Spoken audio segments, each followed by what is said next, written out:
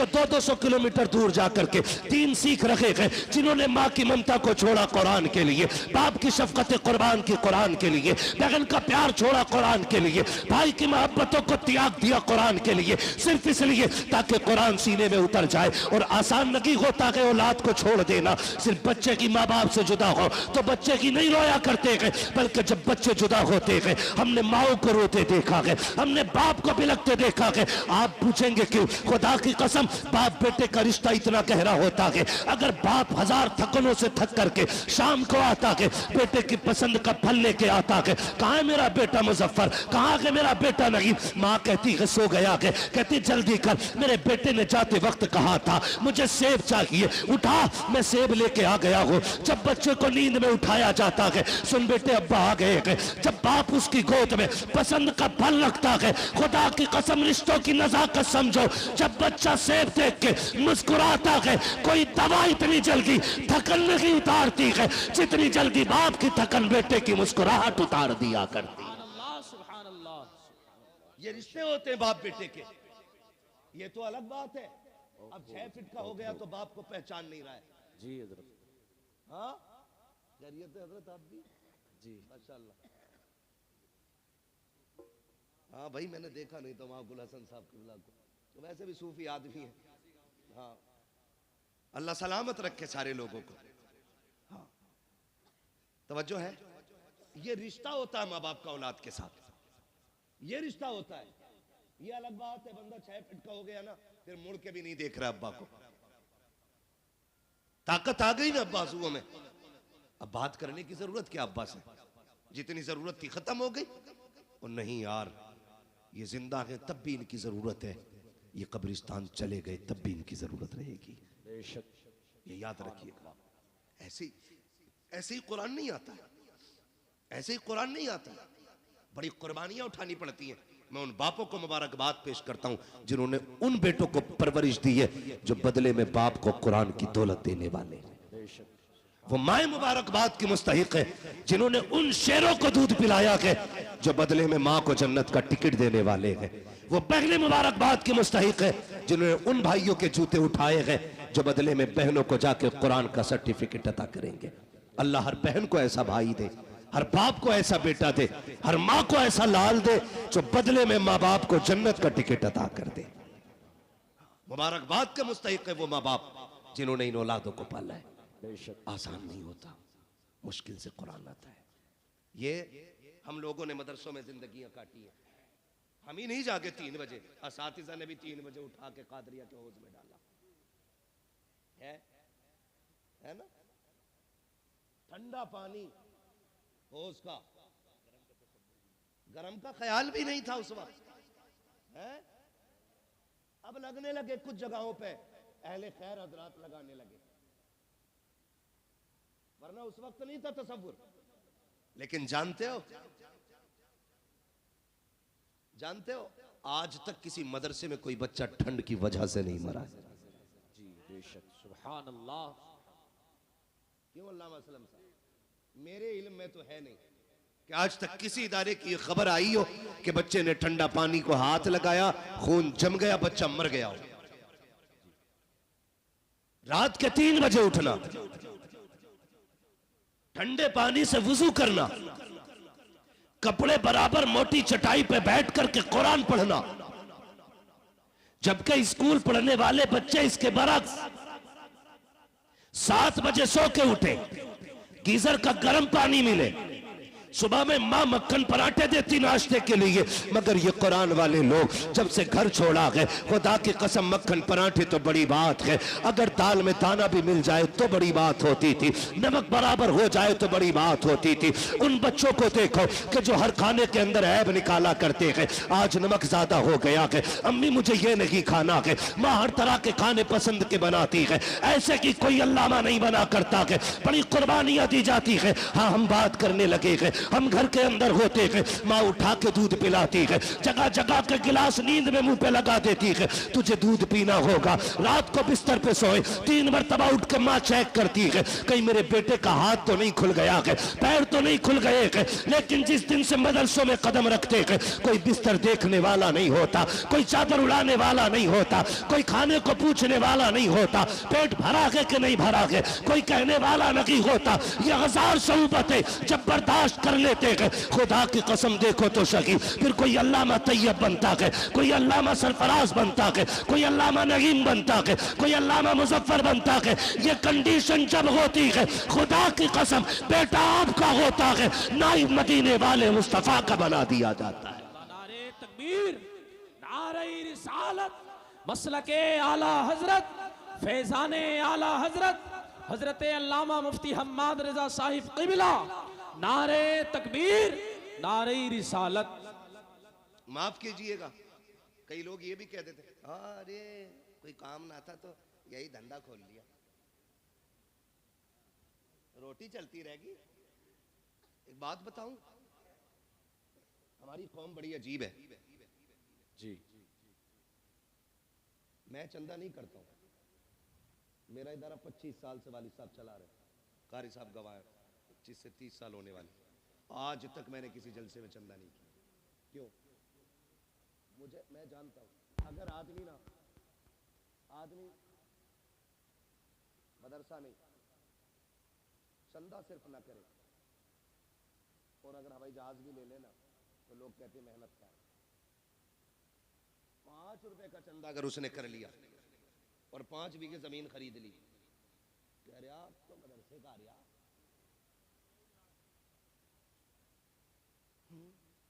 खूब आ रहे आप तो।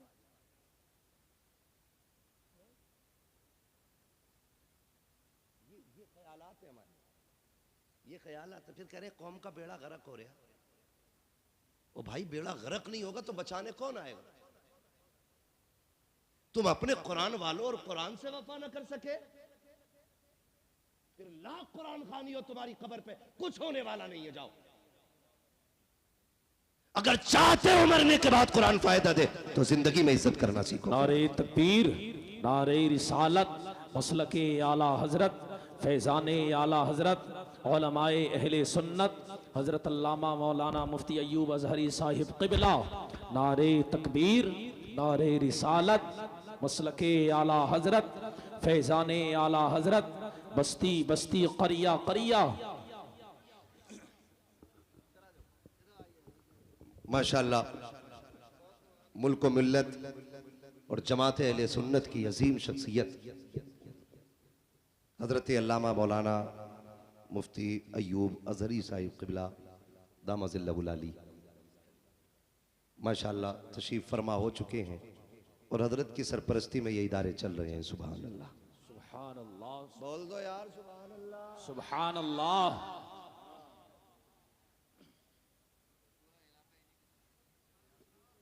ये इधर के कुतुब है माशाअल्लाह, पूरा इलाका इन्हीं की झोली में।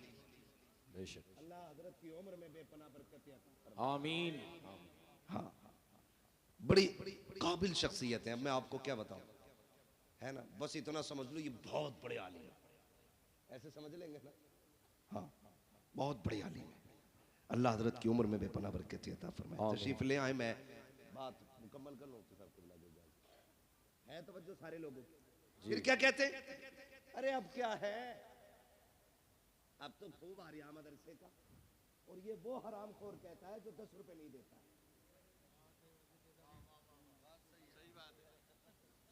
सही बता रहा हूं मैं। पाए मुरा लंगनेस्त मुल्क खुदा तंगनेस्त। मुझे गांव वालों ने नहीं, मौलाना तैयब ने बुलाया है, इसलिए डर नहीं है भाई। जो बात सच्ची और मेरा मिजाज है, सुना भी होगा। मैं आईना हूं दिखाऊंगा दाग चेहरे के, जिसे खराब लगे सामने से हट जाए। जी बेशक। तुम जीते जी कुरान की इज्जत नहीं कर सके। कोई कह रहा ये ज़कात खाने वाले, कोई कह रहा ये फितरा खाने वाले, कोई कह रहा ये यतीम है, कोई कह रहा ये लावारिस है।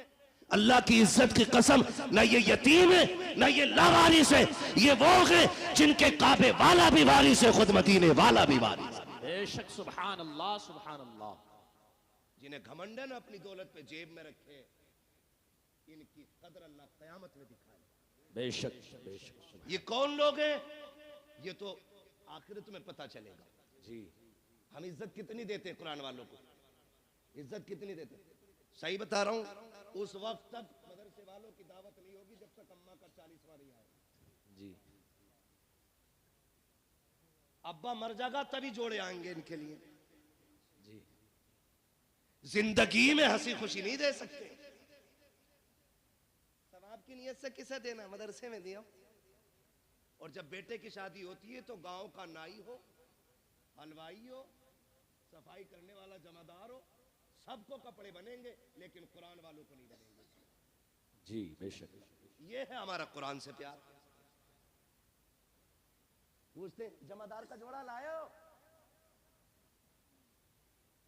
ये कंडीशन है हमारी। और मर गया ना अब्बा तो कह रहा रात मैंने अब्बा को जन्नत में देखा था। बेटा कह रहा सुबह ही आके, तो भाई तू भी गया होगा जन्नत में फिर? तो मैं तो बाहर ही बाहर था।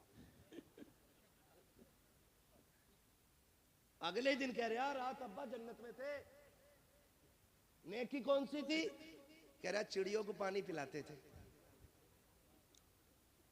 मरने के बाद सारे चाहते हैं कि मुझे जन्नत का सर्टिफिकेट मिल जाए। जी बेशक। कह रहा चिड़ियों को पानी पिलाते थे, ये नेकी याद है। भाई की सगे भाई की 3 बीघे हराम की जोत के गया है वो, ये गुनाह किसी को याद नहीं है। क्यों यार जबरदस्ती की जन्नतें बांट रहे हो? इतनी सस्ती जन्नत है? कोई हाथ में रखा हुआ निवाला है तो उठाया और खा लिया? जन्नत इतनी सस्ती होती ना तो बिलाल कभी कोड़े ना खाते। जी बेशक। सुभान अल्लाह। जन्नत इतनी सस्ती होती तो करबला में 72 शहीद ना होते। अगर कोई तुम्हें फ्री की बांट के गया तो उसका नंबर मुझे भी दो, मैं भी लूंगा फ्री की जन्नत। हमें भी चाहिए। कोई माई कलाल लिख के दे ना, मेरे भाई निकलो, कुरान वालों की इज्जत किया करो। बेशक।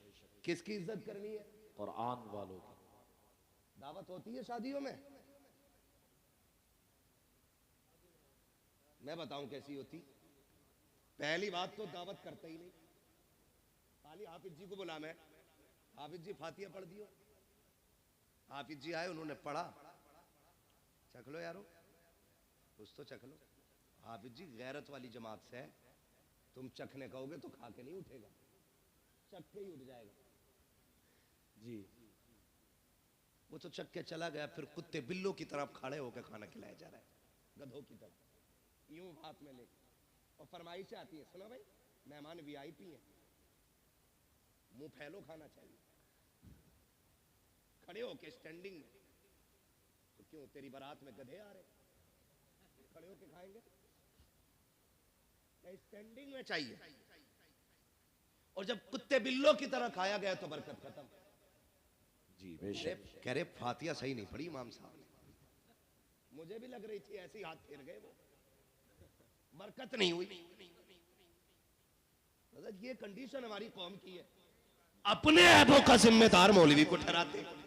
मच्छर ज्यादा हो जाए, अरे मौलवियों ने बेड़ा गर्क कर रखा, मच्छरों के जिम्मेदार भी मौलवी। हाँ बारिश ना हो, एक तो कह रहा 16वीं सदी के मौलवी बख्शे गए तो सब बख्शे जाएंगे। अबे कहाँ पढ़ा, कहना एक भेड़िए ने ये बात कही थी। ऐसी ऐसी रिवायत माज़ अल्लाह निकाल के लाते। गैरत आनी चाहिए, हमें शर्म आनी चाहिए। डॉक्टर इकबाल ने कहा था, यूं तो सैयद भी हो, मिर्जा भी हो, अफगान भी हो, तुम सभी कुछ हो, बताओ कि मुसलमान भी हो। सुभान अल्लाह। 14वीं सदी के बख्शे गए ना, सदी भी ना कही जा रही इससे, सदी कह रहा, सदी। ये बख्शे गए तो सारे ही बख्शे जाएंगे कि चल ठीक है, ये इसलिए पकड़े जाएंगे, इनकी दाढ़ी है, तू इसलिए छूट जाएगा, तेरी है ही नहीं। ये इसलिए पकड़े जाएंगे, इनका कुर्ता पजामा, तू इसलिए पकड़ा जाएगा, छूट जाएगा, तू पैंट पहन के घूम रहे। किस एतबार से मुवाजना करना चाहते हैं हम इन उलमा से? अपने कुरान का एहतराम करना सीखिए। हमने कुरान को इज्जत नहीं दी। आप कहेंगे नहीं हम तो हाफिज जी कहते हैं, हम जानते। कुछ जमींदार होते हैं ना जो ज्यादा चंदा दे देते हैं, इमाम साहब निकल गए तो यूं टांग पटांग रख के कहता, हाँ बैठो, आके बैठो बैठो। ये नीचे नहीं उतरती लंगड़े की, ये यूं ही रहती है, बैठो बैठो बैठो। तेरे दरवाजे पे जो आया ना तेरा बेटा नहीं, तेरा बाप आया, बाप। इमाम है तेरा, होगा जमींदार 100 बीघे का, तू होगी तेरे पास 1000 बीघे जमीन, लेकिन कसम खा के कहता हूं पूरी कायनात की दौलत उठा के ला, मैं वलासर जैसी छोटी आयत उठा के लाता हूं, पूरी दुनिया की दौलत मिलकर के वलासर का मुकाबला नहीं कर सकती है। बेशक सुभान अल्लाह। है किस हवा में, है किस हवा में? जो चंदा दे दे ना वो बड़ा घूर के देख रहा जी। कुर्सी नहीं दी मुझे, मैं यहां बैठता, मैं वहां बैठता, लिमिट में रहे। नेकी करने के बाद एहसान जताना मत, दुआ करना अल्लाह कबूल करना। आमीन बोले आमीन। आमीन। सारे लोग एक से नहीं होते, कुछ ऐसे भी होते हैं जो मुट्ठी बंद करके डाल देते और पता ही नहीं चलता है। जी। तो दावत कुरान वालों की कब होती है? जब अम्मा का 40वां हो, या शादी का बचा हुआ खाना हो, या तीजा हो। बुला लो ना, बिरयानी कौन है ना, हाफिज जी को भेज दो। हैं? खराबी जागी, मदरसे में भिजवा दो। क्यों भेजी तुमने? मजबूरी में। हर काम में यही चल रहा। कह रहा प्रधान के जनाजे में जाना है, कह दिया मेरा ये काम कर दे। बोले ना, वो हमारे अब्बा के जनाजे में आए थे। मैंने गया तो कहेंगे हमारे अब्बा के में नहीं आए वो, तो नमाज जनाजा में भी तो पढ़ते ही उतारने जा रहे हैं। नेकी है भी पढ़तों में उतार रहे हैं, पढ़तों में, ताकि उसकी शिकायत उतर जाए, उसकी उतर जाए। मैं आपसे पूछना चाहता हूं, ये कुरान वाले लोग हैं, आप कहते हो बरकत नहीं हो रही है, मौलवी की फाता छोटी रह गई थी, हाथ जल्दी उठा दिए थे। आप बताओ ना, जिस कुरान को पढ़वा के आप बरकत चाहते हो, आपने उसको कितनी इज्जत दी है? क्या तुम्हें ख्याल नहीं आया जब तुम गांव के एक एक बंदे को जूतियां तोड़ करके नोत रहे थे, तब तुम्हें ख्याल नहीं आया तुम्हारी बस्ती में मुस्तफा के मेहमान भी रहा करते हैं, कुरान पढ़ने वाले भी रहते हैं? क्या तुम्हें ख्याल नहीं आया कि सारे मेहमानों से अफजल मुस्तफा के मेहमान होते हैं? हमारे मेहमान बाद में खाएंगे, मुस्तफा के मेहमानों को पहले खिलाया जाए। पहली बात तो दावत करते ही नहीं है, अगर कर भी देते हैं तो भूल जाया करते हैं। फिर जब खबर आती है यार मदरसे वाले 4 बज गए हैं, अभी खाना नहीं खाया है, कहता हमने तो कहलवा दिया था, आ जाते। कसम खा के कहता हूं ये गैरत वाली कौम है, जब तक इज्जत से नहीं खिलाओगे ये फाके से मर जाएंगे, लेकिन तुम्हारे दरवाजे पे हाथ फैलाने नहीं जाएंगे। इसलिए कि अगर तुम्हें जमींदारी पे भरोसा है तो इन्हें मुस्तफा की नौकरी पे बड़ा नाज है। अपना घमंड अपने पास रखिएगा। उलमा को दावत नहीं देते, कुरान वालों की दावत नहीं है, कर देते तो भूल जाते हैं। बाद में अगर आ भी जाए कुरान वाले, बेटा कहता अब्बा मदरसे के बच्चे आए हैं, टेबल पे बैठा दूं? अब्बा कहता ना, उस पे ना बैठाना, उस पे वीआईपी लोग आएंगे, बड़े मेहमानों के लिए। अब्बा इन्हें किधर बैठाना? का उधर चटाई बिछा के खिला दे, उधर पाल का टुकड़ा बिछा के खिला दे। तुझे गैरत क्यों नहीं आई? किसे वीआईपी कह रहा है? का तुम नहीं जानते हो मौलाना, वीआईपी वो होता है जो 18,000 का कोट पहनता है, वीआईपी वो होता है जो 24,000 के जूते पहनता है, वीआईपी वो होता है जिसकी आंख पे 12,000 का चश्मा लगा होता है। तुमने ये मयार बनाया, तुम कहते हो ये वीआईपी लोग हैं, उनके लिए स्पेशल कुर्सियां और कुरान वालों के लिए टूटी चटाई है। मैं पूछना चाहता हूं मयार वो सच्चा है जो तुमने बनाया है, या वो सच्चा है जो मेरे नबी ने बनाया है? हम ये कहते हैं कोट पैंट वाले इज्जत वाले हैं, और नबी से पूछ वीआईपी है कौन? आका फरमाते हैं खैरुकुम मन तअल्लमल कुरान व अल्लमहु। तुमने वीआईपी वो है जो कुरान सीखा करता है, कुरान सिखाया करता। नारे तकबीर, नारे रिसालत, जिंदाबाद जिंदाबाद। आला हजरत, आला हजरत, आला हजरत, आला हजरत, आला हजरत, आला। अल्लाह अकबर, या रसूल अल्लाह। ताजुश शरिया, ताजुश। मुंह क्या देख रहे हो? जवाब दे सकते हो ना यार, गूंगे बहरे थोड़ी बैठे हो। अल्लाह अकबर, बेगैरती की भी हद या होती है। रसूल अल्लाह। नारा लगाने की तौफीक नहीं, जवाब तो दे सकते हो ना जी। ऐसे सब मुंह देख रहे हैं कि यार ये हमारे गांव में आया कहां, इसका एड्रेस निकाल। ऐसा लग रहा है वहाबियों में कोई बरेल भी खड़ा हो गया। शर्म करो यार, ऐसे ऐसे बड़े लोग आपकी बस्ती में रहते हैं, इतने बड़े बड़े आलिम आपके यहाँ पे, मगर मैं जानता हूँ जहाँ इल्म ज्यादा होता है वहाँ कदर कम करते हैं लोग। यही सोचते हैं ना पोता अपना भतीजा अपना। किसी हाफिज की कदर इसलिए मत करना मेरा भतीजा, ये सोच के करना इसके सीने में रब का कुरान मौजूद है। बेशक सुभान अल्लाह। तो करेंगे इंशाअल्लाह कुरान वालों की दावत। इंशाअल्लाह। पहले खिलाएंगे इन्हें। पहला ऐलान ये होना चाहिए कि सारे मेहमान बाद में खाएंगे, हुजूर के मेहमान पहले खाएंगे। बेशक सुभान अल्लाह। फिर खाना कम पड़ जाए तो फिर मेरा गिरेबान पकड़ ला। लेकिन ये ध्यान रखियो कहीं 250 ग्राम ही मत पकवा लिए। हिसाब से पूरा पकवाना, फिर कम नहीं पड़ेगा इंशाअल्लाह। करेंगे इंशाअल्लाह। पढ़ाएंगे बच्चों को इंशाअल्लाह। इंशाअल्लाह। बेटों को हाफिज बनाएंगे इंशाअल्लाह। अल्लाह करे। मैं समझता हूँ शायद कोई दिल ऐसा होगा जो धड़क धड़क के ये ना कहता हो काश इस लाइन में एक मेरा बेटा भी बैठा होता। बेशक। हर शख्स चाहता होगा काश एक मेरा भी हाफिज कुरान होता। बेशक। बड़ा आदमी और कामयाब वो नहीं है जो प्लॉट छोड़ के मरा, बिल्डिंगें छोड़ के मरा, बड़ी जायदाद छोड़ के मरा। सबसे बड़ा आदमी वो है जो अपने पीछे कुरान वाला छोड़ के गया। बेशक सुभान अल्लाह सुभान अल्लाह। कौन छोड़ के गया है? कुरान वाला जो अपने पीछे छोड़ के गया वो सबसे बड़ा है। बेशक। उसने आखिरत की छांव का इंतजाम कर लिया है। और आपके बेटे अगर ना पढ़ सके ना तो फिर उन कुरान वालों पे वक्त लगाइए, अपना पैसा लगाइए इन पे।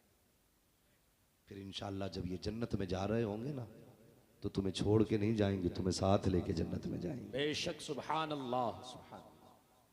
वो थोड़ा सा ना हम बेगैरत इस वजह से भी हो गए हैं, हम नहीं पढ़े मिंबर पे बैठ के मुझे देख कर जहन्नम को भी आ गया पसीना, तो कह रहे अरे भाई हमें देख के तो जहन्नम भी कांपेगी। हिसाब लगा रहा है, भट्टी नहीं है जहन्नम है वो। हाँ मर के देख, जब पुलसरात पार करने की बारी आएगी तो पता चलेगा पसीना तुझे आना है कि उसे आना है। जी। धोखे में ना रहना, आखिरत मजाक नहीं है। सूरज सवा नेज़े पे होगा। आज पीठ है उसकी, कल मुंह होगा। इधर गर्मी इतनी होगी खोपड़ियां हांडी की तरह खोल रही होंगी। कयामत का दिन कितने दिन का हो, कितने बरस का होगा? 50। मिंबर वाले ना बोले, मैं जरा नीचे वालों से बात कर लूं, आप बड़े लोग हैं। कितने दिन का होगा? या अल्लाह जो बोल गए 50 साल का नहीं 50,000 साल। जो जिन्होंने सही बताया है या बताने की कोशिश की, अल्लाह हुजूर के सदके सबको मदीने की हाजिरी नसीब फरमाए। आमीन। क्या 1000 बरस का? 50,000 बरस। क्या सबके लिए इतनी बड़ा लगेगा? फरमाया गया नहीं, वो अपने अमल के हिसाब से। जो लोग नेक जन्नती होंगे उनके लिए फर्ज नमाज के बराबर वक्त लगेगा। बेशक सुभान अल्लाह। ऐसे ही अमल के हिसाब से वक्त लगेगा। जो बदकार गुनाहगार होंगे उनके लिए 50,000 साल का अरसा लगेगा। और फिर फरमाया गया कि किसी का पसीना टखनों तक, किसी का घुटनों तक, किसी का कमर तक, किसी का सीने तक, किसी का नाक तक। कोई गोते खा रहा होगा अपने पसीने में। जी बेशक। गुनाह के एतबार से पसीना होगा। वहां कोई साया, बोले जोर है, बोले जोर से, साया नहीं होगा। सारी उम्मतें जमा होंगी, अव्वलीन भी होंगे आखरीन भी होंगे, सारे खड़े होंगे, सब नफसी नफसी के आलम में। अल्लाह फरिश्तों को हुक्म देगा, फरिश्तों जी रब्बे जलील मैदान महशर में चले जाओ। हुक्म क्या हुक्म है? जितने कुरान वाले हैं उन्हें इकट्ठा करके लाया जाए। सुभान अल्लाह। छोटी महफिल नहीं होगी। यहाँ खुशालपुर और गिरदो नवाब के लोग बैठे हुए हैं तो ऐसा लग रहा है कि कितने लोग हैं। वहाँ तो हजरत आदम से लेकर के हुजूर की उम्मत के आखिरी फर्द तक सारी जमा होंगी। रब फरमाएगा जाओ हाफिजों को ढूंढ के कुरान वालों को लाओ। वो कहेंगे अल्लाह इतनी बड़ी भीड़ में पहचाने कैसे? बिल्ला है? कहा नहीं। कोई स्टार? कहा नहीं। कोई लिखा है कुछ? कहा नहीं। का फिर पहचानेंगे कैसे? हुक्म होगा मुंह सूंघ के देखना। जिनके मुंह से मुश्क की खुशबू आ रही होगी वही मेरे कुरान वाले हो। सुभान अल्लाह सुभान अल्लाह। बेशक। फरिश्ते आके मुंह सूंघेंगे, फिर मुश्क की खुशबू वालों को लेके जाएंगे। अल्लाह की शाय निशान उसकी कुर्सी होगी, उस कुर्सी के आगे खड़ा करेंगे। रब फरमाएगा फरिश्तों से मेरे आगे खड़ा क्यों किया? कहा फिर कहा इन्हें मेरे अर्श का साया अता करो। सुभान अल्लाह। इन्हें मेरे अर्श का साया अता करो। वो कहेंगे मालिक किस अजर की वजह? रब फरमाएगा सुनो, जब तुम कुरान के लिए गलियों में फिरते थे लोग तुम्हें ज़कात खोर कहते थे, तुम सब्र करते थे, मेरी रहमतें देख रही थी। जब कोई तुम्हें चंदा खोर कह के जलील करता था तब भी मैं देख रहा था। जब तुम्हें हकीर समझ के पसे पुश्त डाला जा रहा था मैं तब भी देख रहा था। जब तुम्हें मुल्ला कह के कोई हकीर बताना चाहता था तब भी मैं तुम्हें देख रहा था। जब तुम्हें हाफिज जी कह के जलील करने की कोशिश की जाती थी तब भी मैं तुम्हें देख रहा था। मुझे मुझे मुझे इल्म है हर उस बात का जो तुम्हारे साथ हुआ कि जो तुमने किया कि जब तुम घर से बेवतन हो के कुरान के लिए आए थे, तुम्हारे बाप ने 200 रुपए जेब में डाल के कहा था बेटे आमदनी कम है इसी पे गुजारा कर लो। तुमने बाप की इनकम को देखते हुए उसी 200 रुपए को जेब में रखा, अपनी कुल कमाई समझ के इदारा लेकर के आ गए थे। तुम असर के बाद घूमने निकले थे, अमीरों के बच्चे मनचा की चीजें खरीद रहे थे, लेकिन तुम बाप की गुर्बत की वजह से बगल में हाथ दबाए कोई चीज न खरीद सके थे। तुमने अपने नफ्स का गला घोट दिया था। अमीरों के बच्चे मनचा के ऐश करते रखे और तुम अपनी हसरतों का गला घोटते रखे। आओ मेरे अर्श के नीचे आ जाओ। आज जमाने को बताना चाहता हूँ, आज दुनिया की सारी दौलतें हेच हैं, सबसे ज्यादा इज्जत आज कुरान वालों के हिस्से में लिखी जा रही है। सुभान अल्लाह, सुभान अल्लाह। इसलिए अल्लाह तौफीक दे तो कुरान वालों की इज्जत करें, इनकी कदर करें। मरना किस किस को जरा हाथ उठा के बता दे जल्दी से। जिन्होंने हाथ नहीं उठाए अल्लाह उनकी मुलाकात मलकुल मौत से जल्दी करा दे। मुलाकात की बात की, मौत नहीं मांगी है, डरना मत। और मौत अपने वक्त पे आनी है, हम क्यों मौत की दुआ दें। मुलाकात हो सकती है भाई, तवज्जो है ना। मरना है ना सबको जी। बोले कब्रिस्तान जाते हैं, कब्रें कितनी ऊंची होती हैं, इतनी तो होती होंगी ना तुम्हारे, नीची होती है। हाँ माशाल्लाह समझ के पढ़ बोल रहे हैं, नीची होती ना कब्रें। कुछ कब्रें नई भी होंगी, कुछ पुरानी भी होंगी, कुछ सलामत भी होंगी, कुछ बैठी हुई भी होंगी।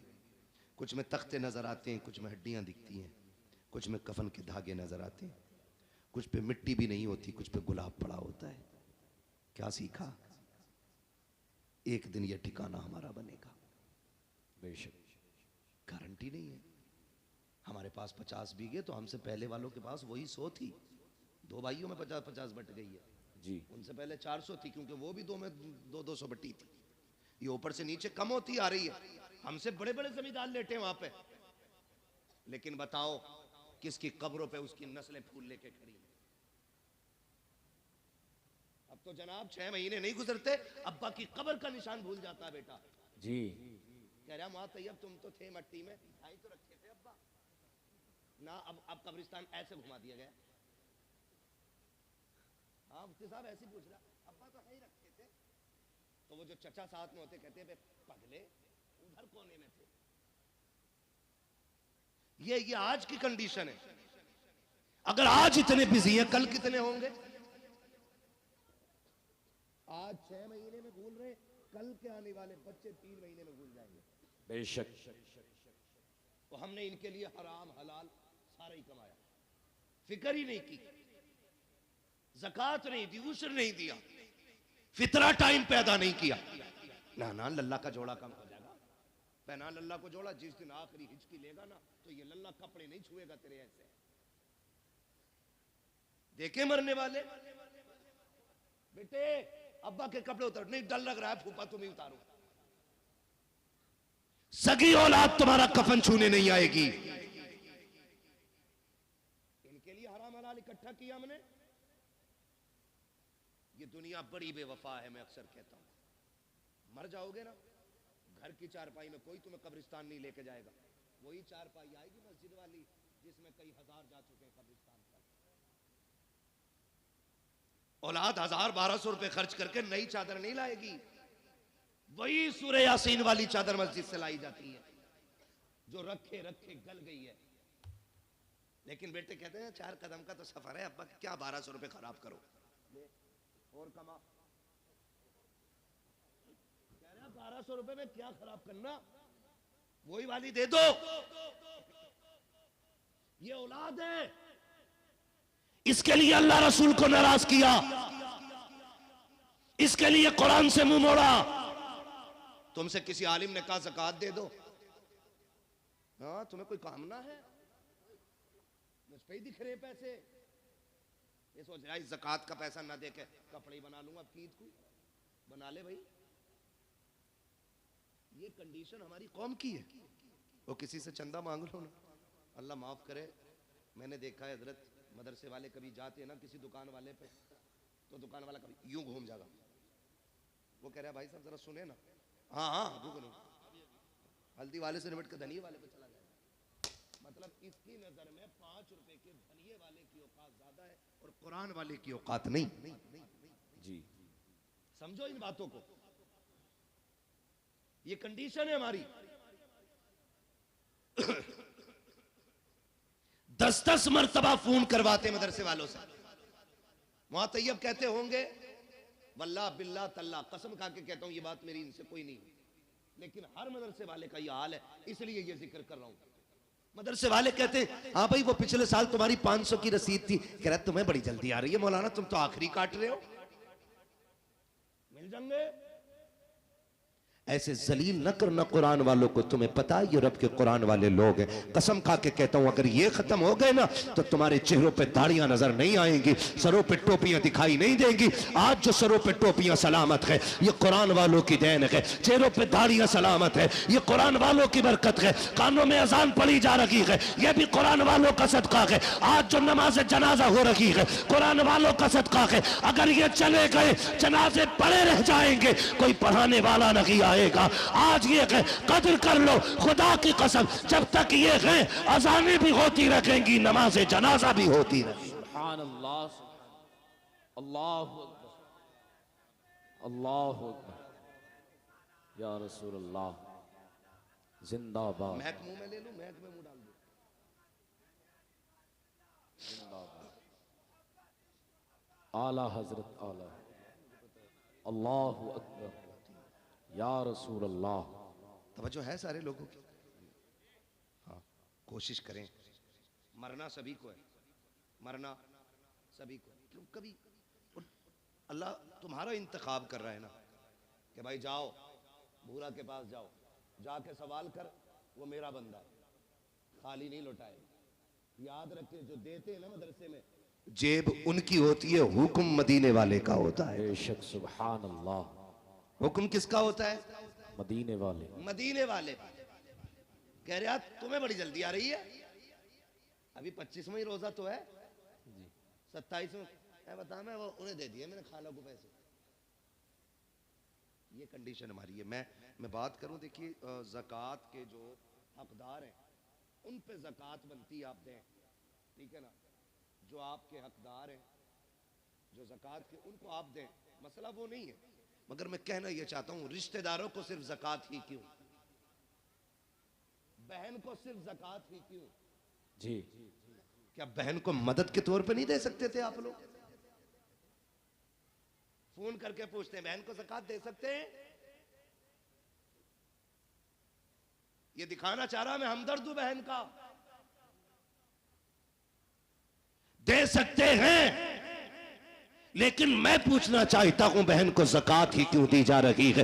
बहन का हक तो बाप की जायदाद में था, क्या तूने वो दिया कि नहीं दिया? के पूरी जायदाद पे सांप बन के बैठ गया। जब बहन का घर टपकने लगा तू रोजी रमजान का इंतजार करता रहा, रमजान आएगा तब बहन को ज़कात के तौर पे पैसा दूंगा, उससे बहन छत पटवाएगी। क्या होगा तेरी इस दौलत को देने से? कौन सी नेकी पड़ेगी? चमासा आज है, बहन के बच्चे आज छत में टपकती हुई बैठे हुए हैं, तू पैसा देगा रमजान में जाकर के, तेरे ऐसे पैसे का फायदा क्या है? बहन तुझे इतनी मोहताज क्यों लगी कि सिर्फ ज़कात देने जा रहा है? और खुदा तौफीक दे कभी वो निकाल जो तूने बच्चों के लिए रखा है, जो तूने बीवी के लिए रखा है, बहन की गोद में जाके दे दे। कैसे ज़कात ना समझना, खैरात ना समझना, ये वो है जो मेरे बच्चों के लिए था। खुदा की कसम जब ये कह के देगा बहन मुस्कुराएगी, काबे वाला भी राजी हो जाएगा, मदीने वाला भी राजी हो जाएगा। सुभान अल्लाह, सुभान अल्लाह। लेकिन हमें गैरत ही नहीं आती। मौलाना फोन मत करियो अब दोबारा। ये कंडीशन सुने, अल्लाह को नाराज ना करना और कभी दौलत का घमंड नहीं करना। दौलत का घमंड, मैंने पहले ही शेर पढ़ा था, हुए नाम वर्बे निशां कैसे कैसे, बेशक, जमी खा गई आसमां कैसे, जोर से, जमी खा गई आसमां, कैसे कैसे, जमी खा गई आसमां, कैसे कैसे, कैसे कैसे, बड़े बड़े मिट्टी में चले गए, निशान तक नहीं है कब्र के। मेरे गांव का कब्रिस्तान खुद 2 मंजिल हो गया, बहुत जल्द वो 3 मंजिल बनेगा, इसलिए कि लोगों शहर वीरान हो रहे हैं और कब्रिस्तान आबाद होते जा रहे हैं। याद रखिएगा, अल्लाह को नाराज नहीं करना है। अगर वो नाराज हो गया ना तो वो इतना गिरा के मारेगा, कोई बचाने वाला नहीं मिलेगा। जी बेशक। ये जो मिजाज बना रखा ना, हम बुला लेंगे पीर साहब को अपने, नमाज पढ़ा देंगे, हम हैं पक्के जन्नती। पीर साहब की अपनी खतरे में। हाँ जी, वो हाथ हो गई, हाथ हजूर अब्बा मर गए, फिर नमाज जनाजा पढ़ाना।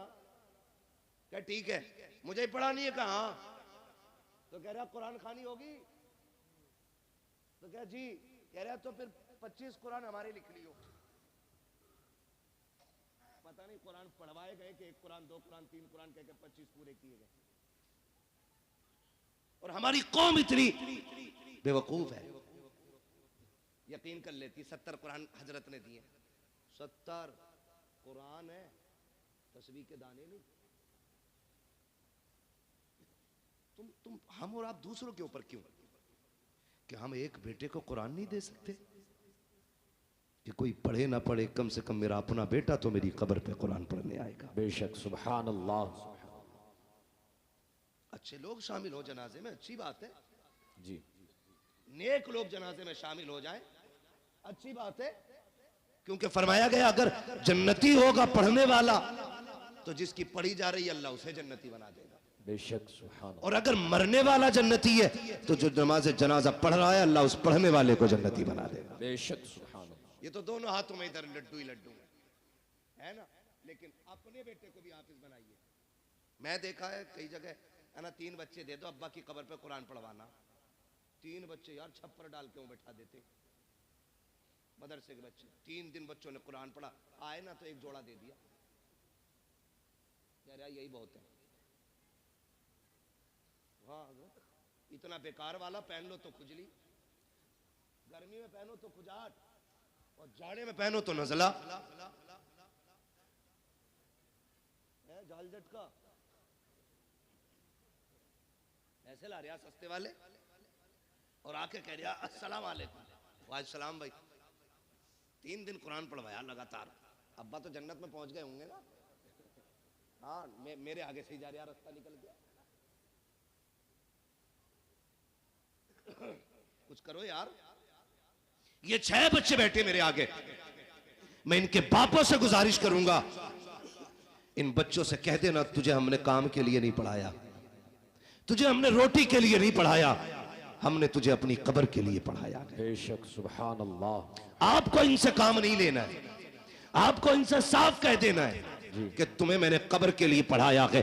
अब कुरान वालों से भी कहना चाहता हो, अच्छी तरह जानते हो तुम्हारे बाप ने किस मेहनत के साथ तुम्हें पढ़ाया है, कितनी मशक्कतें उठाई है। तुम में से हर शख्स 200 300 500 कमा सकता था, लेकिन बाप ने कहा बेटे तेरे हिस्से की मजदूरी मैं करूंगा, तुझे कुरान नहीं छोड़ना है। उसने दोपहरी में मजदूरी की ताकि तू कुरान का कारी बन सके, सर्दी में जाता रहा मंडी ताकि तू कुरान पढ़ सके, रात को अंधेरे में आता रहा ताकि तू कुरान पढ़ता रहे। कुरान वालों में गुजारिश है, जब बाप का आखिरी वक्त आ जाए और वह दुनिया से जाने लगे, उसकी कब्र पे दुनिया मिट्टी डाल के आएगी। कोई कहेगी बिरयानी ठंडी हो गई है, कोई कहेगा प्लेटें देखनी है, कोई कहेगा बैठने की जगह बनानी है। सब लौट के आते हो, तुम्हें लौट करके नहीं आना है, बल्कि बाप की कब्र पे बैठना है और उससे कहना मेरे बाप, मैं जानता हूं कि जब तक मैं पढ़ता रहा उस वक्त तक तुझे सुनने की फुर्सत न मिली, जब मैं पढ़ के लौटा तब मेरी ड्यूटी मदरसे में लग गई थी, फिर भी तू कमाने निकल गया। कभी मेरी जरूरतों ने मजदूर बनाया, कभी बहन की जवानी ने मजदूर बनाया, कभी खानदान की जरूरतों ने तुझे मंडी में ले जाके खड़ा किया। रात को थक के आया, सो गया था, लेकिन कभी तुझे कुरान सुनने की फुर्सत न मिली। ए मेरे बाप, जिस कुरान को तूने शौक से पढ़ाया था आज तक तू न सुन सका, सुन आज तू भी फुर्सत से है, मैं भी फुर्सत से हूँ। अपने बाप की कब्र पे बैठना और उससे कहना अब्बा तू फुर्सत से सुन, मैं तुझे फुर्सत से सुनाऊंगा। ओ कुरान वालों, अलहम्द के अलिफ से लेकर के वन्नास के सीन तक जब तक कुरान पूरा ना हो जाए बाप की कब्र से उठना नहीं। मेरा ईमान कहता है जनाजे में कोई भी आ जाए, 40 में कितने भी हो जाए, मगर खुदा की कसम अगर सगा बेटा बाप की कब्र पे बैठ के पूरा कुरान पढ़ेगा, अल्लाह कुरान मुकम्मल होने से पहले बाप की कब्र को जन्नत की क्यारी बना डाले। नारे तकबीर, नारे रिसालत, मसलके आला हजरत, फैजाने आला हजरत, जश्ने दस्तार बंदी, अजमत कुरान, नारे तकबीर, नारे रिसालत। ये कुरान वालों की ड्यूटी है। ओ लोगो, बच्चे हों या बच्चियां, सबको दीन दो। अल्लामा तैयब साहब मुबारकबाद के मुस्तहिक हैं और इनका अखलाक इतना अच्छा है कि सारे ही दोस्त करीब करीब आज इस मिंबर पे बैठे हुए हैं, वरना लोगों के सगे भाई नहीं आ पाते, दोस्त बड़ी बात है। ये अल्लामा तैयब साहब के अखलाक हैं कि तमाम दोस्तों को माशाअल्लाह इकट्ठा, और साथ में कुर्ब जवार के जो हमारे बड़े बड़े उलमा इकराम हैं इनको भी बुला रखा है। हाँ, ये इनका अखलाक है, मैं मुबारकबाद पेश करता हूँ। ये बेटों को भी दीन दे रहे हैं और बेटियों को भी दीन दे रहे हैं। बेशक, सुभान अल्लाह। अब सोचना हमें है, हमें करना क्या है। बड़ी बात होती है, 14 बच्चियों को रिदाए फरागत से मुज़य्यन किया गया है। बेशक, उनमें फाजिला भी है, 8 फाजिला हैं। सुभान अल्लाह, सुभान, बोल दो यार सुभान अल्लाह। सुभान ये अल्लाह, पैसे ले जाओ मगर बोल दो सुभान अल्लाह। सुभान अल्लाह। इससे तो नहीं रहे कि मौलवी पे बैठे बैठे पैसे आ रहे, हुजूर का सदका है। तेरे टुकड़ों पे पले गैर की ठोकर पे न डाल, झिड़कियां खाएं कहां छोड़ के सदका तेरा। बेशक, ठीक है ना, बोल सकते हैं ना। कितनी फाजिला बनी? 8 और 6 और कारिया। कई बार ऐसा होता है ना, हाँ, एक होती है मुल्लानी, फिर उसके बाद होती है आलिमा, फिर आलिमा के ऊपर होती है फाजिला, यानी मुफ्ती से एक दर्जा नीचे। समझ गई? मुफ्तिया से एक दर्जा नीचे। और अल्लाह ने चाहा आप लोगों का प्यार रहा तो फिर आइंदा अल्लाह चाहेगा तो मुफ्तिया भी यहीं से फारिग होकर निकलेंगे। बेशक, सुभान अल्लाह। चाहते हैं आप लोग ऐसा हो? चाहते तो बोले यार सुभान अल्लाह। सुभान अल्लाह। ना बोलोगे 1 घंटा और बढ़ा दूंगा तकरीर। बहुत डरे हुए बैठे लोग। ठीक है ना। तो कई बार ऐसा होता है हजरत, मुफ्ती साहब क़िबला ने एक जमाने तक पढ़ाया है रत्नागिरी, जो हिंदुस्तान का बहुत बड़ा इदारा है,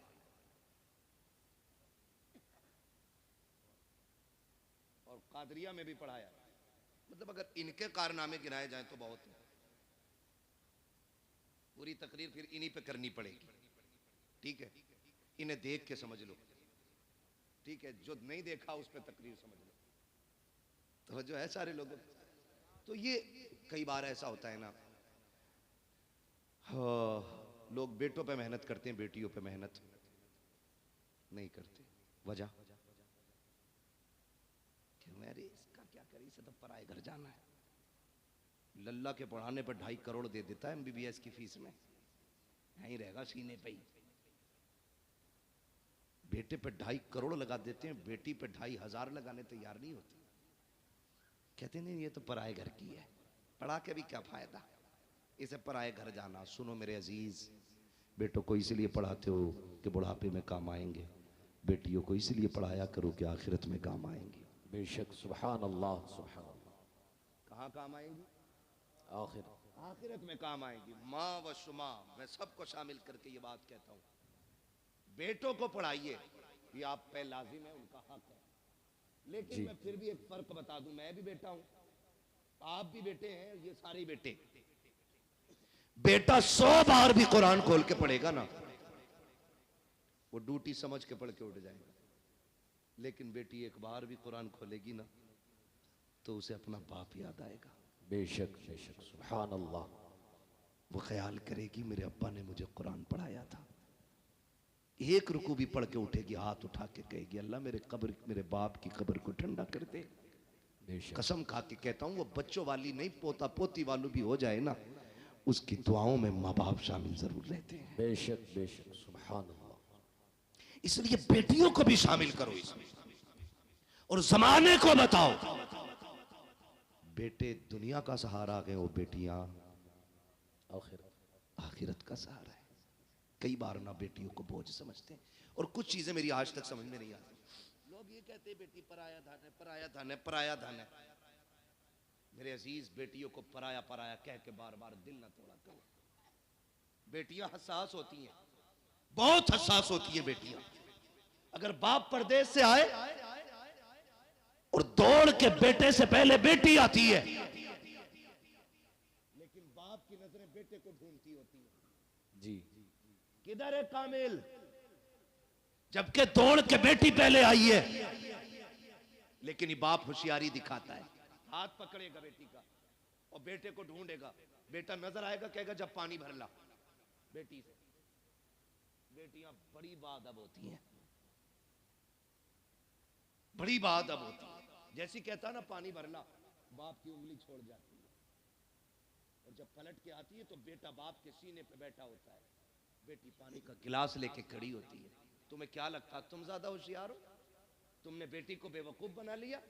नहीं, खुदा की कसम, जब तुमने उंगली छुटा के कहा था ना पानी लेके आ, बेटी तो तभी समझ गई थी मेरी जगह इसके सीने में नहीं है, मुझे पानी के लिए टाला जा रहा है। और तुम्हें खुदा का वास्ता कभी बेटियों के साथ ये सलूक ना किया करो। तुम घर में आते हो देखा करो, दौड़ के बेटियां आ जाया करती हैं, बेटियां बाप के लिए लड़ जाया करती हैं, बेटियां बाप के लिए जान की बाजी लगा दिया करती हैं। लोग बेटियों को बोझ समझा करते हैं, बड़े नाअहल हैं, बड़े जाहिल बदबख्त हैं वो लोग जो बेटियों को बोझ समझा करते हैं। अगर बेटियां बोझ होती तो रब महबूब के आंगन में कभी चार चार फूल न खिलाता। बेशक, सुभान अल्लाह, सुभान अल्लाह। चार बेटियां दे के रब ने बता दिया बेटियां बोझ नहीं होती, बेटियां खुदा की रहमत हुआ। बेशक बेशक। एक ताना दिया जाता कि ये पराया धन, बेटी से कुछ टूट जाए डायरेक्ट अम्मा कहती है पराए घर जाना है तुझे, बर्तन थोड़ा मैला रह जाए पराए घर जाना है तुझे। बेटा गला भी काट दे तो उससे नहीं कहता कोई भी, उससे कोई कुछ नहीं कहता। वो जूता लेके खड़ा हो जाता अब्बा के सर पे, वही जूता चाहिए जो मौलाना तैयब के बेटे ने पहना था। ठीक है बेटे ला देंगे जूता, नीचे कर। लेकिन बाप गरीब, और फिर कहना बेटी ईद आ गई तू भी मंगा लेना नई चप्पल। वो अब्बा का चेहरा देख के उसकी गुर्बत को सोच के कहती अब्बा अभी 2 ही साल तो हुए हैं चप्पल लाए थे, मैं उन्हीं को धो के पहन लूंगी, मेरी ईद उन्हीं में हो जाएगी। बेशक, सुभान अल्लाह। वो कहा था किसी ने दर्द क्या है सीने का, पसलियां समझ